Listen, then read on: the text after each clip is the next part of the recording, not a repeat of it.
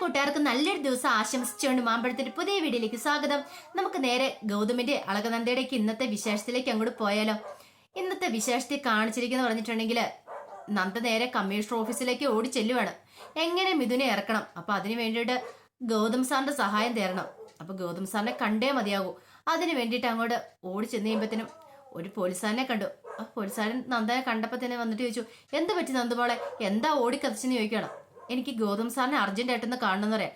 അതിന് ഗൗതം സാർ ഇവിടെ ഇല്ലല്ലോ, സാർ എവിടെ പോയി? സാർ ഓൺ ഡ്യൂട്ടിയിലാണ്, സാർ ആരെയോ ചോദ്യം ചെയ്യാനായിട്ട് പോയേക്കോ എന്ന് പറയണം. എനിക്ക് പറ്റില്ല, എനിക്ക് ഇപ്പൊ തന്നെ കണ്ടേ മതിയാവുള്ളൂ. എന്ത് പറ്റും മോളെ, കാര്യം എന്താന്ന് പറ, ഞാൻ നോക്കട്ടെ. ഗൗതം സാറിനെ ഒന്ന് വിളിച്ചു നോക്കാന്ന് പറയണം. ഇല്ല, ഞാൻ വിളിച്ചിട്ട് ഫോൺ എടുക്കുന്നില്ല എന്നുടെ. ഓ സാറി ചിലപ്പോ ഫോണ് ഓഫ് ചെയ്ത് വെച്ചേക്കുമായിരിക്കും, അപ്പൊ ആ ചോദ്യം ചെയ്തുകൊണ്ടിരിക്കുമായിരിക്കും, അതായിരിക്കും എന്ന് പറയാം. നന്ദ പറഞ്ഞു, എനിക്ക് ഗൗതം സാറിനെ കണ്ടേ പറ്റുള്ളൂ. എൻ്റെ കൂടെ പെർഫോം ചെയ്യുന്ന മിഥുനെ ഇന്ന് പോലീസ് അറസ്റ്റ് ചെയ്തുകൊണ്ട് പോയെന്ന് പറയണം.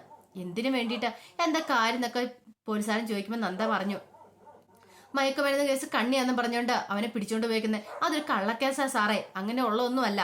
ഞാനുമായിട്ട് പെർഫോം ചെയ്യാതിരിക്കാൻ വേണ്ടി ആരോ ചെയ്തൊരു ചതിയായത്. അതുകൊണ്ട് എനിക്ക് മിഥുനെ ഇറക്കിക്കൊണ്ട് എത്രയും പെട്ടെന്ന് പോകണം. ഇനിയിപ്പോ അരമണിക്കൂറും കൂടെ ഉള്ളൂ ഡാൻസ് പെർഫോമൻസിന് വേണ്ടിയിട്ടെന്ന് പറയണം. ആ കോമ്പറ്റീഷനിൽ പങ്കെടുത്തില്ലെങ്കിൽ ഞങ്ങളുടെ ഗ്രൂപ്പ് തന്നെ തോറ്റുപോകുമെന്ന് പറയാം. പെട്ടെന്ന് പോലീസ് പറഞ്ഞു, ഒരു കാര്യം ചെയ്യാം, ഞാൻ ഇന്ന് നോക്കട്ടെ, ഗൗതം സാറിന് എങ്ങനെ ലൈൻ കിട്ടുമെന്നെങ്കിൽ നോക്കട്ടെ എന്ന് പറഞ്ഞിട്ട് അങ്ങോട്ട് പോവാണ്.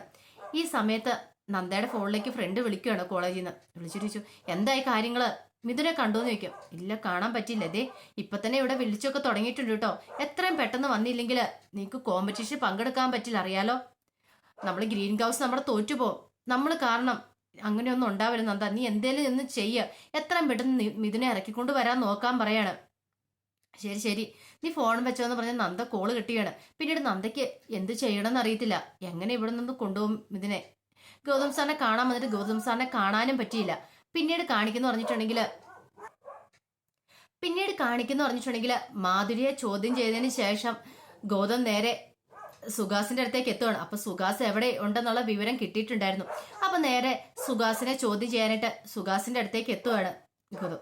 പിന്നീട് സുഹാസിനോട് ചോദിക്കുന്നുണ്ട്, എന്താണ് ചിഞ്ചുമോളുമായിട്ടുള്ള ബന്ധം എന്താണ്? അപ്പൊ സുഹാസ് പറയണേ, എന്റെ പെങ്ങളുടെ കുട്ടിയാണ് സാർ അവളെന്ന് പറയാണ്. അല്ല, അതിന് എന്തെങ്കിലും തെളിവുണ്ടോ? അതിന് തെളിവുകളൊക്കെ ഉണ്ട്. റെക്കോർഡിങ്ങിലായിട്ട് അവളുടെ ചിഞ്ചുമോളുടെ അമ്മയുടെ സ്ഥാനത്ത് കിടക്കുന്ന എന്റെ പെങ്ങളുടെ പേരാ, അത് തന്നെ സാറിന് കണ്ടാൽ മനസ്സിലാവും. പക്ഷെ ബലമായിട്ട് ഡോക്ടർ വസന്ത് അവളെ പിടിച്ചോണ്ട് പോവാ ചെയ്തേ, അത് അയാളുടെ കുഞ്ഞാന്നും പറഞ്ഞ്. അപ്പൊ ഗൗതമിന് ഡൗട്ട്, അതെന്തിനാ അയാൾ അങ്ങനെ ചെയ്തതെന്ന് ചോദിക്കണം. സാറേ, അതിന്റെ പിന്നീട് കഥയുണ്ട്, അറിയാവോ? അന്ന് എന്റെ പെങ്ങള് പ്രസവിച്ചതെന്ന് പറഞ്ഞിട്ടുണ്ടെങ്കിൽ ഡെറാഡൂണിലെ മിലിറ്ററി ഹോസ്പിറ്റലിൽ വെച്ചാണ് പ്രസവിച്ചത്. അപ്പോഴും എന്റെ പെങ്ങള് മാനസികാരോഗ്യ ചികിത്സയിലായിരുന്നു. പെങ്ങൾക്ക് സമനില തെറ്റിയിരിക്കുന്ന സമയത്താണ് പെങ്ങള് പ്രസവിക്കുന്നത്. പക്ഷേങ്കിൽ ഈ സമയത്ത് തന്നെയാണ് ഡോക്ടർ വസന്തിന്റെ ഭാര്യ അവിടെ പ്രസവിക്കുന്നത്. പക്ഷെ വസന്തിന്റെ കുഞ്ഞു മരിച്ചുപോയി. പക്ഷെ അതായത് അയാൾക്ക് അത് ഉൾക്കൊള്ളാൻ കഴിഞ്ഞില്ല. പിന്നീട് അയാൾ എന്ത് ചെയ്യുവാണ്, എന്റെ കുഞ്ഞിനെ വന്ന് അയാൾ ബലമായിട്ട് എന്റെ പെങ്ങളുടെ കുഞ്ഞിനെ തട്ടിക്കൊണ്ട് പോവുക ചെയ്തതെന്ന് പറയാണ്. അതാണ് ശരിക്കും സാർ സംഭവിച്ചത്. അയാൾ എല്ലാവരും പറഞ്ഞുകൊണ്ട് നടന്നതെന്ന് പറഞ്ഞിട്ടുണ്ടെങ്കിൽ ഓർഫനേജിൽ നിന്ന് അയാൾ ദത്തെടുത്താന്നാ പറഞ്ഞേ. ഇപ്പോൾ എന്റെ പെങ്ങളുടെ മാനസികാവസ്ഥയുണ്ടല്ലോ, അത് വളരെ പരിതാപകര സാറേ. എത്രയും പെട്ടെന്ന് ചിഞ്ചുമോളെ കണ്ടെത്തിയില്ലെങ്കിൽ എനിക്ക് അവളെയും കൂടെ നഷ്ടമാവും. എനിക്ക് ഈ ഭൂമിയിൽ ആകെപ്പാടെ എൻ്റെ സ്വന്തം ബന്ധം പറയാനുള്ളത് എൻ്റെ പെങ്ങള് മാത്രമാ. അവൾക്ക് വേണ്ടിയാ ഞാൻ ജീവിക്കുന്നെന്ന് പറയാണ്. നിങ്ങൾ എത്രയും പെട്ടെന്ന് എൻ്റെ ചിഞ്ചുമോളെ എനിക്കൊന്ന് കണ്ടെത്തി തരണമെന്ന് പറയാണ്. ഗൗതം പെട്ടുപോയി. കുറച്ച് സത്യങ്ങളൊക്കെ അറിയാന്നോർത്ത് വന്ന, എന്നാലും ഗൗതമിന് എവിടെയോ ഒരു സ്പെല്ലിംഗ് മിസ്റ്റേക്ക് അനുഭവപ്പെട്ടു. പിന്നീട് ഗൗതം, ശരി ശരി, ഞങ്ങളൊന്ന് അന്വേഷിക്കട്ടെ, എപ്പോൾ വിളിച്ചാലും നിങ്ങൾ വരണം എന്നൊരു ഉറപ്പൊക്കെ കൊടുത്തിട്ടാണ് എന്ന് പറഞ്ഞിട്ടൊക്കെയാണ് ഗൗതം അവിടുന്ന് പോരെന്ന് പറഞ്ഞിട്ടുണ്ടെങ്കിൽ ഗൗതം മറ്റേ പോലീസാരോട് പറഞ്ഞു, അതെ എനിക്ക് അയാൾ പറഞ്ഞ അത്രയ്ക്കാണ് വിശ്വസിക്കാൻ പറ്റുന്നില്ല, ഇതിനകത്ത് എവിടെ എന്തൊക്കെയോ ഒരു സ്പെല്ലിംഗ് മിസ്റ്റേക്ക് തോന്നുന്നുണ്ട്. എത്രയും പെട്ടെന്ന് നമുക്ക് ഇതിന്റെ സത്യം എന്താണെന്ന് കണ്ടെത്തണം. അതിനു മുമ്പ് തന്നെ എവിടെയാണ് ചിഞ്ചുമോളെയും കൊണ്ട് വസന്ത് ഡോക്ടർ ഉള്ളതെന്ന് അറിയില്ല. മാധുരെ ചോദ്യം ചെയ്തപ്പോൾ കൃത്യമായിട്ട് മറുപടി ഒന്നും കിട്ടിയിട്ടില്ല. അപ്പൊ നമുക്ക് അത് കണ്ടെത്തണമെന്ന് പറയാണ്. ശരിയെന്ന് പറഞ്ഞിട്ട് അവര് പോരുവാണ്. പിന്നീട് കാണിക്കുന്ന നന്ദ നേരെ ലക്ഷ്മി അമ്മേനെ വിളിക്കുന്നുണ്ട്. ലക്ഷ്മി അമ്മേനെ വിളിച്ചിട്ട് ചോദിച്ചു, ലക്ഷ്മി അമ്മേ ഗൗതം സാർ എങ്ങാനും വിളിച്ചോന്ന് ചോദിക്കും. ഇല്ല മോളെ, എന്ത് പറ്റിയെന്ന് ചോദിക്കണം. പിന്നീട് അവിടെ നടന്ന കാര്യങ്ങളൊക്കെ പറയാ. അത് എന്റെ കൂടെ പെർഫോം ചെയ്യുന്ന മിഥുനെ പോലീസ് അറസ്റ്റ് ചെയ്തുകൊണ്ട് പോയേക്കുക, മയക്കുമരുന്ന് കേസിലാന്ന് പറയാം. അയ്യോ, ഇതെങ്ങനെ സംഭവിച്ചെന്ന് ചോദിക്കണം. എനിക്കറിയത്തില്ല അമ്മേ, മനഃപൂർവ്വം ഇത് ആരോ ചതിച്ചേക്കുന്ന, ഇത് ആരോ പണി തന്ന. പക്ഷെ മിഥുൻ അങ്ങനെയും തെറ്റും ചെയ്തിട്ടില്ല. ഞാനും ഇതിനുള്ള കോമ്പറ്റീഷൻ നടക്കരുത് അതിനു വേണ്ടി ചെയ്തേക്കുന്ന. ഗൗതം സാറിനെ വിളിച്ചിട്ടാണ് ഫോൺ കിട്ടുന്നുമില്ല. ഇനി ലക്ഷ്മി അമ്മേനെ എങ്ങനെയും വിളിച്ചോന്ന് അറിയാൻ വേണ്ടിയാ ഞാൻ വിളിച്ചതെന്ന് പറയണേ. ഇല്ല മോളെ, എന്നെ വിളിച്ചില്ല എന്നോട്. അതെ, ലക്ഷ്മി അമ്മേനെ എങ്ങനെ വിളിക്കുവാണെങ്കിൽ എന്നെ പെട്ടെന്നൊന്ന് വിളിച്ച് പറയണം കേട്ടോ എന്ന് പറയണം. മോള് ധൈര്യമായിട്ടിരിക്കാൻ പറയണം. ഇല്ലമ്മേ, അമ്മയ്ക്കറിയാലോ ഈ കോമ്പറ്റീഷൻ ജയിച്ചില്ലെങ്കിൽ കോളേജിൽ ആകെപ്പാടെ നാണം കെടും ഞാനും ഇത്. ഞങ്ങൾ കാരണം ഞങ്ങളുടെ ഗ്രൂപ്പ് ഞങ്ങളെ വിശ്വസിച്ച് ഞങ്ങളുടെ ഒപ്പം നിൽക്കുന്ന കുട്ടികളാ തോറ്റു പോകാന്ന് പറഞ്ഞിട്ടുണ്ടെങ്കിൽ അമ്മയ്ക്കറിയാലോ അതിന്റെ വിഷമം എന്താന്ന്. ഞാൻ ആദ്യമായിട്ട് പെർഫോം ചെയ്യാനായിട്ട് ഒരുങ്ങിയത് വന്ന് പറയണം. മോള് വിഷമിക്കാതെ നമുക്ക് എന്തെങ്കിലും വഴി ഉണ്ടാക്കാന്ന് പറയണം. ഈ സമയത്ത് പിങ്കി അങ്ങോട്ട് വന്നു. പിങ്കി കേട്ട് ഫോണിൽ കൂടെ ഇങ്ങനെയുള്ള സംസാരങ്ങളൊക്കെ എന്ന് പറഞ്ഞിട്ടുണ്ടെങ്കിൽ ഓഹോ, അപ്പൊ അവളുടെ ഡാൻസ് കോമ്പറ്റീഷൻ മുടങ്ങി പൊളിച്ചിട്ടുണ്ട്. അപ്പൊ തന്റെ സാന്ദ്രയുടെ ബുദ്ധി ഏറ്റിട്ടുണ്ട്. ഒരു അനോണിമസ് കോള് മാത്രം മതിയായിരുന്നു മിഥുനെ കൊടുക്കാനായിട്ട്. അങ്ങനെ മിഥുൻ കുടുങ്ങിയിട്ടുണ്ട്. ഇനി അവള് കോമ്പറ്റീഷൻ നടക്കുന്നത് കാണണം. ആ സ്റ്റേജൊക്കെ കയറുന്നത് കണ്ടിട്ട് തന്നെ ബാക്കി വരും. ഈ പിങ്കിയോട് അവളുടെ കളി. പിന്നീട് പിങ്കി പോയി സാന്ദ്രനെ വിളിക്കുന്നുണ്ട്. സാന്ദ്ര, നമ്മുടെ ഐഡിയാസ് ഒക്കെ ഏറ്റെന്ന്. എന്താ പിങ്കി? അവളിപ്പോ വിളിച്ചിട്ടുണ്ടായിരുന്ന ആ നന്ദ ലക്ഷ്മി അമ്മേനെ വിളിച്ചിട്ട് അവള് ഭയങ്കര കരച്ചില്. അവളുടെ കോമ്പറ്റീഷൻ മുടങ്ങുന്നു. മിഥുനെ പോലീസ് കൊണ്ടുപോയത്. ഞാൻ അപ്പോഴേ പറഞ്ഞില്ല ഇതൊക്കെ സംഭവിക്കുന്നു. അവള് നമ്മുടെ വീടെ വെച്ചിട്ട് അവള് നമുക്കിട്ട് പണി തരാൻ നോക്കിയത്. അവളെങ്ങനെ വെറുതെ വിടാൻ പറ്റുമോ എന്ന് ചോദിക്കുകയാണ്. പിങ്കി പറഞ്ഞു, അവൾക്കിട്ടെ അടുത്ത പണി ഞാൻ കൊടുക്കാൻ പോകുന്നുള്ളൂ. ഈ മിഥുനും നന്ദയും വെച്ചിട്ട് ഒന്നാം തരം സ്റ്റോർ തന്നെ നമ്മളങ്ങോട്ട് ഉണ്ടാക്കും. ഇതിന് ശേഷം ഇനിയാണ് ശരിക്കുള്ള പ്ലേ നടക്കാൻ പോകുന്നു പറയാണ്. പിങ്കിക്ക് അത്ര സമാധാനമായി. പിന്നീട് കാണിക്കുന്ന വെച്ചിട്ടുണ്ടെങ്കിൽ നന്ദ ആ പടം അസ്വസ്ഥപ്പെട്ടിരിക്കുകയാണ്. ഇനിയിപ്പോൾ എന്ത് ചെയ്യും? ഇതുവരെ ആയിട്ടും ഗൗതം സാറ് വന്നിട്ടില്ല.